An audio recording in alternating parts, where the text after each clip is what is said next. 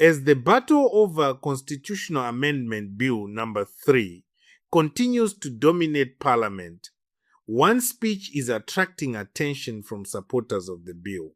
DCP legislator Honorable Agency Gumbo took the floor during today's debate and delivered what many supporters are calling a powerful defense of CAB3. His contribution has quickly sparked discussion among lawmakers and political observers, with supporters praising his arguments and clarity on the controversial constitutional reforms. But what exactly did he say, and why is his intervention generating so much attention? Let's get into it. Not because leaders are necessarily bad, not because continuity is undesirable, but because democracy assumes that no individual, however capable they are, should become indispensable to constitutional order. Mr. Speaker, what are we told? We are told that Vision 2030 requires continuity. I respectfully submit, Mr. Speaker, that if national visions depend upon the continuity of particular office holders, then what we have is not institutional development, but personalized development. Mr. Speaker, I submit with respect that a national vision should belong to the nation. It should survive presidents. It should survive parliaments. It should survive changes in governance. It should survive, Honorable Speaker, any partisan interests. A bit of comparative constitutional debate. Botswana's development, Mr. Speaker, did not depend on one president. Ghana's democratic consolidation did not depend on one president. Mauritius' economic success, Honorable Speaker, did not depend on one president, and the Speaker is well-traveled, knows these issues. Their progress was sustained by institutions capable of carrying national programs across successive administrations. Mr. Speaker, the Constitution should strengthen institutions so that national development survives leadership change. It should not alter constitutional safeguards so that leadership survives beyond ordinarily set term limits. Honorable Speaker, there is another dangerous proposition embedded in the rationale advanced for this bill. The suggestion that democracy and development exist in tension, and that constitutional limitations may be relaxed in pursuit of developmental objectives. Mr. Speaker, with respect, that is a farce. It's false, it's wrong. It's a false dichotomy.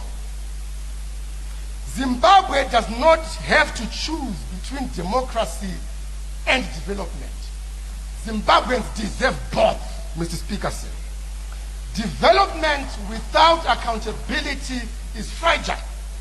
Development without constitutional restraint is unsustainable. Development without legitimacy ultimately undermines itself. Mr. Speaker, the Constitution is not an obstacle to national progress. The Constitution... Zimbabwe's parliament continued debating Constitutional Amendment Bill No. 3 today, with legislators from different political parties presenting their views on the proposed constitutional reforms. Among those contributing to the debate was DCP legislator Honorable Agency Gumbo, whose speech immediately attracted praise from supporters of the bill. Observers who followed the proceedings described Gumbo's contribution as focused, direct, and confident. His arguments centered on the need for Parliament to carefully consider constitutional reforms based on national interests rather than political emotions. The debate over CAB3 remains one of the most important political discussions currently taking place in Zimbabwe. Supporters argue that the bill contains reforms designed to improve governance, strengthen institutions, and create a more stable political environment. Critics, however, continue to express concerns about some of the proposed constitutional changes and their potential long-term impact. Because of these competing views, every speech delivered in Parliament is now being closely examined. Honorable Agency Gumbo reportedly used his contribution to emphasize the importance of constructive debate and informed decision-making. Supporters say he challenged lawmakers to focus on the substance of the bill rather than political slogans. According to those who welcomed his speech, Gumbo presented his arguments in a calm and detailed manner, addressing key issues surrounding governance and constitutional reform. His supporters believe he demonstrated why parliamentary debate is important when dealing with major constitutional questions. The reaction from many people following the proceedings was immediate. Messages of support began circulating, with some praising him for what they described as a strong and well-reasoned presentation.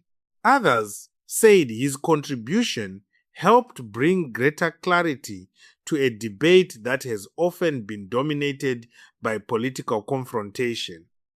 For supporters of CAB3, speeches such as Gumbo's are seen as helping explain the reasoning behind the proposed reforms. At the same time, opponents of the bill remain unconvinced. They continue arguing that constitutional amendments should only proceed when there is broad public consensus. This means that, while supporters may celebrate Gumbo's contribution, the wider debate over CAB3 remains far from settled. Parliament continues to hear arguments from both sides as lawmakers consider the future of the bill. What is becoming increasingly clear is that CAB3 has evolved beyond a simple legislative proposal. It has become a national conversation about governance, democracy, constitutionalism, and Zimbabwe's future. That is why contributions from lawmakers such as Honorable Agency Gumbo are receiving significant public attention. Every speech now has the potential to influence public opinion and shape the direction of the debate. As Parliament prepares for further discussions, supporters and critics alike will continue making their case. The outcome remains uncertain. But one thing is certain: today's contribution by Honorable Agency Gumbo has added another important voice to one of Zimbabwe's most significant constitutional debates.